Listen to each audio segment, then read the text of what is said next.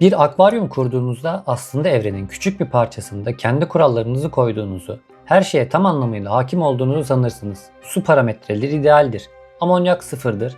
Bitkileriniz harika şekilde büyüyordur ve karides popülasyonunuz giderek artıyordur. Kendi yarattığınız bu cam kutuda mükemmel bir illüzyon tasarlamışsınızdır. Fakat ışıklar kapandıktan sonra camın köşesinde sessizce süzülen bu küçük misafiri fark ettiğinizde o mükemmel illüzyon anında parçalanır. Karşınızda sıradan masum bir çöpçü solucan yok. O, biyolojinin en karanlık sırlarından birini taşıyan, bilim insanlarını onlarca yıl birbirine düşüren, hafıza transferleri deneylerinde kullanılan ve bıçak altına yattıkça ordusunu daha da büyüten ölümsüz bir avcıdır. İşte akvaryumunuzun en karanlık üyesi.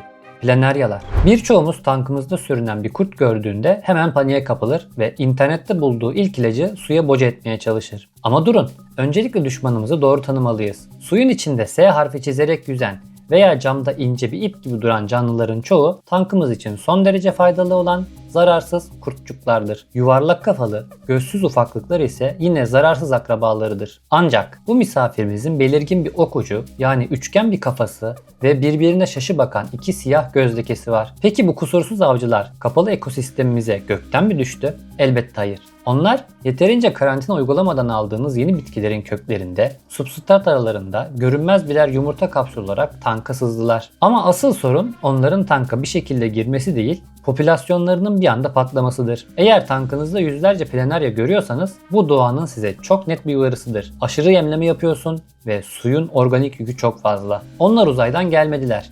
Onlar bizim bakım hatalarımızın ekosistemdeki fiziksel yansımalarıdır. Planaryalar sadece artık yemleri tüketen masum leşçiller değildir. Onlar özellikle geceleri aktifleşen fırsatçı etobur avcılardır. Akvaryum tabanında salyangozlar gibi ilerlerken arkalarında sümüksü bir iz bırakırlar. Bu mukus sadece kaymalarını sağlamaz. İçinde avlarını felç eden ve hücre zarlarına zarar veren toksit bileşenler barındırırlar. Hedeflerinde genellikle savunmasız, yeni doğmuş yavru karidesler veya tam da kabuk değiştirme evresinde olan yetişkinler vardır. Avlarını felç ettikten sonra vücutlarının tam ortasından çıkardıkları kaslı yutaklarıyla onları adeta canlı canlı sindirirler. Akvaryumunuzda hiçbir hastalık yokken azalan karides yavrularının sorumlusu genellikle onlardır. Bunu öğrenen panik halindeki bir akvarist hemen eline bir cımbız alıp onları ezmek veya kesmek isteyebilir. Bu yapabileceğiniz en ölümcül hatadır. Doğa bilimci Graham Dalyell'in ta 1814'te dehşetle not ettiği gibi planaryalar bıçak ağzı altında ölümsüzlerdir. Bir planaryayı 279 minik parçaya bölseniz bile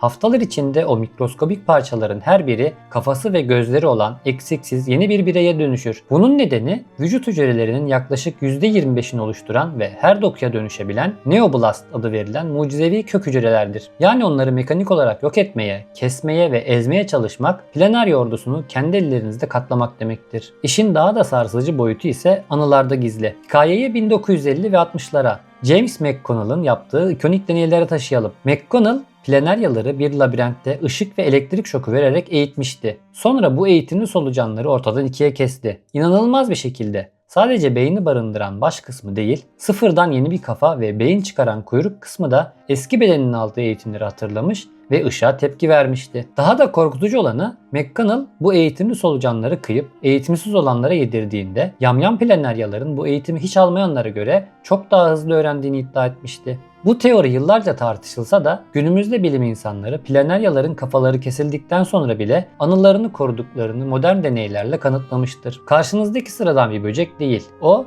sinir sisteminde atalarının kimyasal tarihini taşıyan evrimin en inatçı hayatta kalma makinesidir. Düşmanımızı mekanik yollarla yok edemeyeceğimizi anladık. Kimyasal müdahale maalesef kaçınılmaz hale geliyor. Cam tuzaklar popülasyonu azaltsa da substratın derinliklerinde çatlamayı bekleyen yumurtaları yok edemez. Piyasada ve forumlarda en çok öne çıkan iki ana çözüm vardır. İlki köpek ve kedi parazitleri için kullanılan fenbendazol, yani Türkiye'deki adıyla bilinen andazol veya tenizol. İkincisi ise bitkisel özlü no planarya. Fenbendazol planaryaların hücre metabolizmasını bozarak besin emilimini durdurur ve onları içeriden açlığa mahkum eder. Doğru dozlandığında, örneğin 25 litreye 2,5 mg oranında eritilerek uygulandığında her iki etken madde de değerli karidesleriniz için son derece güvenlidir. Fakat doğada her zaferin acı bir bedeli var. Bu kimyasallar akvaryumunuzun en çalışkan çöpçüleri olan nerite, ramsorn ve elma salyangozları için kesinlikle ölümcüldür. Planaryaları yok etmek uğruna o muazzam salyangozlarınızı tanktan tamamen çıkarmak zorundasınız. Dahası